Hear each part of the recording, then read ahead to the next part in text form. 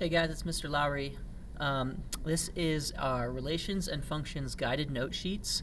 So if you're in A cohort, this is from November 2nd. If you're in B cohort, this is for November 3rd. In class today, we just worked through some of these example problems. We filled in the blanks on these guided notes, and this is going to help you for your assignment tomorrow. So I wanted to give you some help on going through this and taking a look at relations and functions. The first definition we have here is on relations, and a relation is a generic term for pairing inputs and outputs. We'll talk about more. Relation is kind of a hard concept. We're going to talk about kind of what a relation is as we go, and once you see some examples, it'll make a little bit more sense. But for now, that's kind of the definition that we're working with. All right, so a function is a type of relation. It's a special type of relation where each input value is paired with exactly one output value.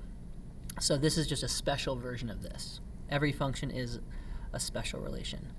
Okay, so what is an input? An input is a value of the independent variable. And the most common letter that we use for independent variable is just x.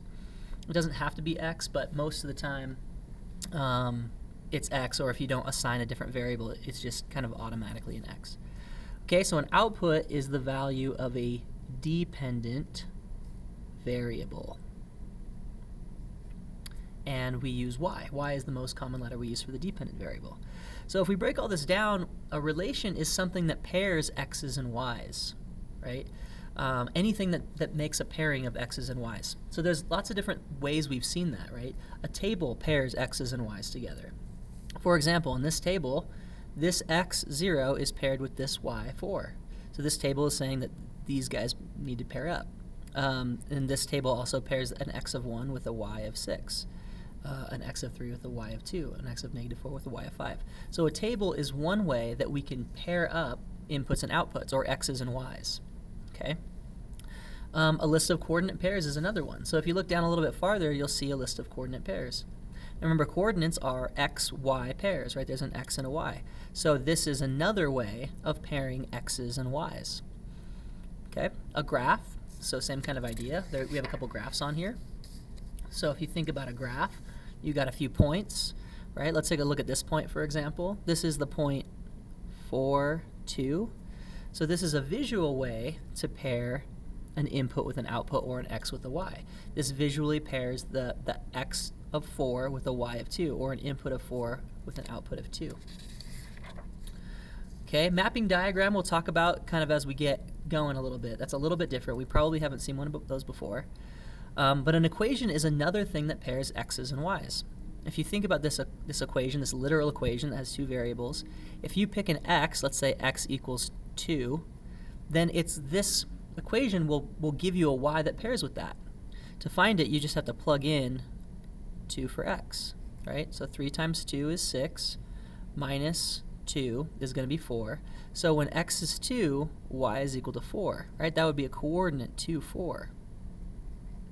Okay, now we can find lots of other pairs. If we put in, let's say, x is 5, right? If x was 5, I'd add 3 times 5, which would be 15, and then I'd minus 2, which would be 13.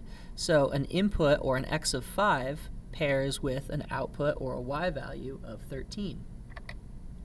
Got some shadows here, so I'm going to turn on the light here. So this equation, this literal equation, also is another tool, another idea, another concept that pairs x's and y's together. Okay, you can also have a verbal description, like in this case a real-world example. So it says the population of an insect colony doubles every week and is currently at 250 insects. All right, so in this case, the input here would be time, and the output would be insects. All right, so this verbal description tells me how to pair time with the amount of insects, right? It's currently 0 time, right? Current would be 0 time has passed, right?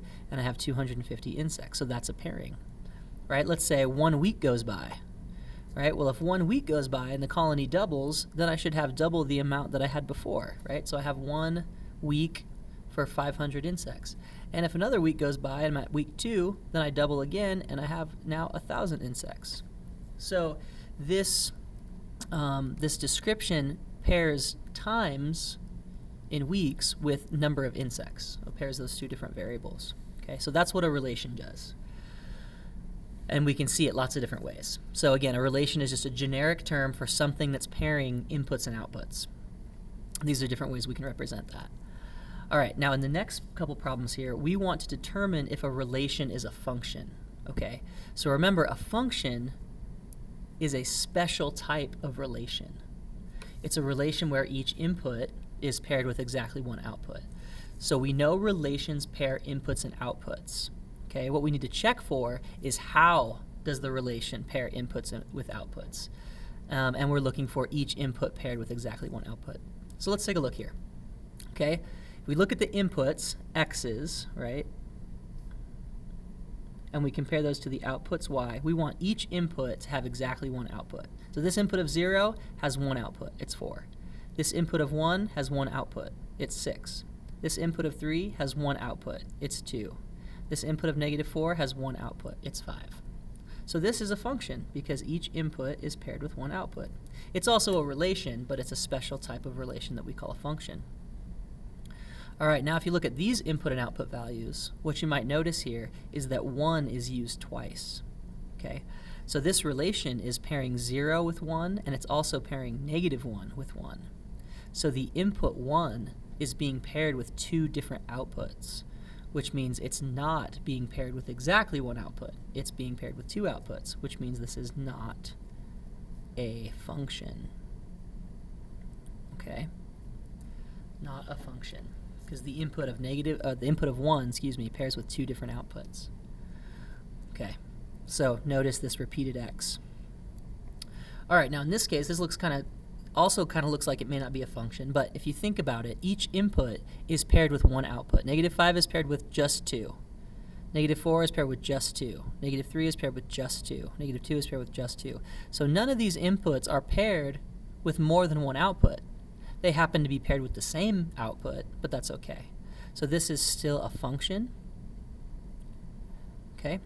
And what you want to look for in a table when you're looking at your homework is you want to look for repeated x values.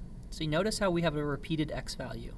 You see that repeated x value, you know that that x value is going to be paired with 2 different outputs, which means it's not a function. In this case, we have some repeated y's, or some repeated outputs. Repeated, there's no a right there. So repeated y's is okay. That's fine. What we were looking for is repeated x's. Repeated x's is going to be a problem, so that's not a function. All right, now if you think about a table, it's really just a list of coordinates, right? I could rewrite this as coordinate pairs 1, 0, and a coordinate pair 12, 7, and a coordinate pair -5, 100, just as easily. So when we look down at the next next relations here, it's really no different. The only thing that's kind of a little bit new is this symbol right here. Okay, this guy means set or list. So when you see those brackets, you just know you have a list of things that go together. And in these brackets, you have a bunch of coordinates, right? So here's a coordinate, here's a coordinate, here's a coordinate, here's a coordinate. And these are all xy pairs. So we're looking for inputs. X's are inputs. And we want to see if each input matches with exactly one output. Well, again, look at this repeated x, right? The input of 5, or an x value of 5, is not paired with exactly one output. It's actually paired with 2 outputs. So 5 is paired with 3, and also 5 is paired with -1. That makes this not a function. Okay, so again, look for those repeated x values. In the next one here, we have more points. It doesn't have to be 4. It can be any number of coordinates. And we want to make sure each input is paired with exactly one output. So if we look at the inputs, 3, 6, -5, 0, 10, they're all unique. They're all different. There's nothing that's being repeated here. So for these 5 points, no input is pairing to more than one output. Each one has exactly one output. So since there's no repeated x's, we know that this is going to be a function. Okay? Same thing here. 1, 2, 3, 4, 5, 6. All the inputs are unique. There's no repeated x values. So we don't have to worry about an x value being paired with more than one y. So this is going to be a function as well. All right, now if we wanted to make something that wasn't a function, if we added a point, let's say 6, 8, okay, now all of a sudden we have two inputs that are matching to two different outputs, which would make this not a function. So just kind of an example of what you're looking for. Again, repeated x's are, if you have repeated x's, it's not going to be a function. Repeated y's are okay, though. All right. Okay, now graphically, we can also have our relations on a graph. All right, so if we're using a graph, the way we tell if these things are functions is to use the vertical line test. Okay, the vertical line test says a graph represents a function when no vertical line passes through more than one point on the graph. Okay, so what I'm going to do is I'm going to draw a vertical line and see if there's anywhere I can draw a vertical line that's going to pass through more than one point. So this passes through one point, this passes through one point. When I get over here, when I draw this vertical line, you'll notice that this line passes through two different points. And so if that happens, we say not a function. If you think about what these coordinates are for just a quick second, this right here is the point 2, 1, and this is the point 2, negative 3. So you notice that they both have the same x value, right? Again, repeated x's. I repeated the x of 2. When I draw a vertical line, I'm testing this input. I'm saying, okay, for 2, for the input of 2, how many outputs are there? Oh, there's 2 of them? Well, that's not a function. So every time you draw a vertical line, you're testing an input. How many outputs for this input? 1. How many outputs for this input? 1. How many outputs for this input? Uh-oh, there's 2. Okay, that's not a function. Okay, same thing here. If I test the output x equals 3, I'll notice there's 2 different outputs. So that's a problem. This is not a function. Okay, yeah, the input of 3 has 2 separate outputs. You can do that multiple places, right? Same thing here, right? There's lots of places you can draw a vertical line that will hit the graph more than once.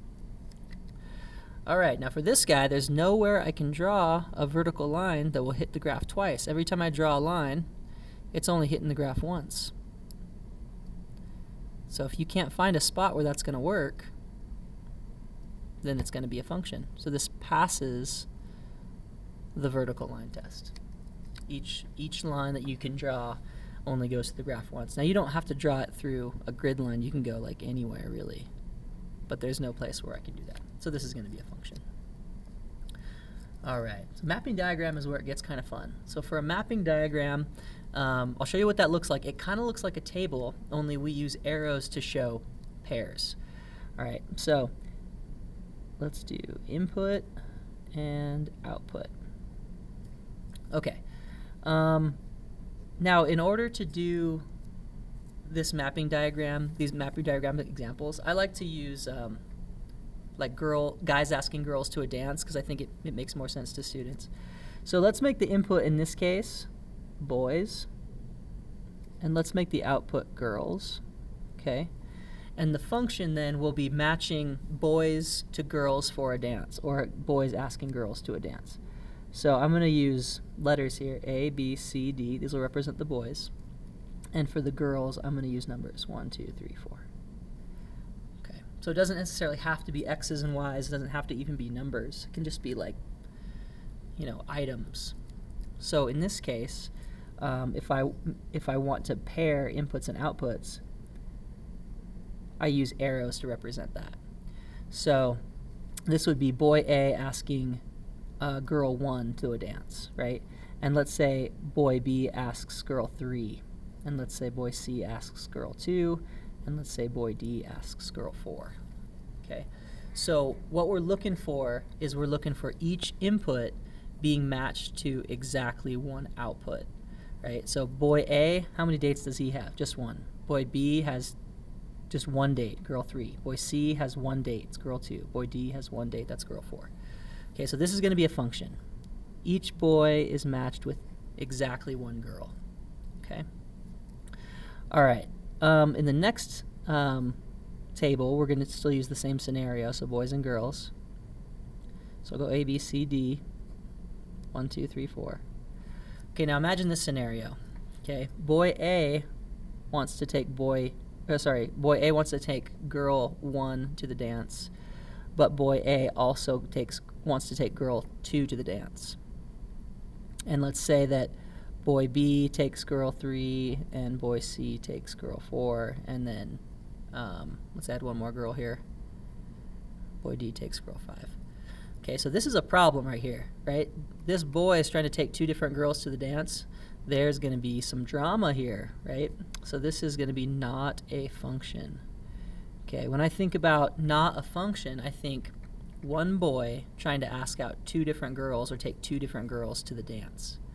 All right, so that's going to be an issue.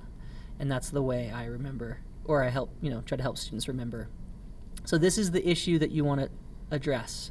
Okay, arrows spreading out to the right. Okay, that's not going to be okay. One input being paired with 2 outputs it's not a function. So look for arrows spreading like this. If you see that, then your mapping diagram doesn't represent a function. Okay. Okay, let's take a look at one more example. Now in this case, the analogy kind of breaks down a little bit, but let's just say that boy A asks girl 1 to the dance and boy B asks girl 1 to the dance. Now we know they both won't be able to probably take that girl to the same dance, but in this case, in the real world, if 2 boys ask the same girl to the dance, it probably wouldn't be too big of a deal. That happens from time to time. Let's say boy C asks girl 3 and boy D asks girl 4. Okay, so this you can see, this is okay. If you have kind of like a two arrows coming together, right? This is okay in your mapping diagram, because this boy is matched with exactly 1 output and this boy is matched with exactly 1 output. Each boy is matched with 1 girl. What we don't want is a boy matched to 2 different girls. That's going to be a problem. Okay, so this is okay. If you see this kind of thing happening, this is not okay. So arrows spreading from left to right is bad. Coming together is fine. All right, cool. So that's how we tell if these relations are functions. There's lots of different ways to represent a relation. We just saw tables, we saw graphs, we saw a list of coordinates, we saw mapping diagrams, but the point for each one is the same. It all uses the definition of a function. Is each input paired with exactly 1 output? All right. Okay, the next thing here, we've been talking about inputs and outputs. We got to talk about domain and range. Okay, so the domain is the set of all possible input values, right, of a function or relation. It's all the x's. Okay, the range is the set of all possible output values. Okay, so it's all the y values that you can use.